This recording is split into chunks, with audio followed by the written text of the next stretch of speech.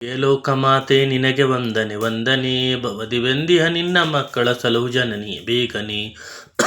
ಮಂತ್ರ ಬರೆಯವು ತಂತ್ರ ಬರೆಯವು ನಿನ್ನ ಸ್ತುತಿಯನ್ನು ಮಾಡಲು ಮಂದಮತಿಗಳು ನಾವು ತಾಯಿ ಇಳಿದು ಬಾನಿ ನೋಡಲು ಇಂಥದಡಿಯಲ್ಲಿ ಸಿಕ್ಕುನರಳುವ ನಮ್ಮ ರಕ್ಷಣೆಗೈಯಲು ಅಂತರಾತ್ಮನ ಮೊರೆಯನಾಲಿಸಿ ಸೌಖ್ಯಧಾಮಕ್ಕೆ ಒಯ್ಯಲು ದಾನ ಮಾಡಲು ಧನವ ಕಾಣೆವು ಜ್ಞಾನವಂತವು ದೂರವೇ ಮಾನವಂತರ ಮಾಡಿ ಪಾಲಿಸು ಮರಕೆ ಕಾಯ್ಗಳು ಬಾರವಿ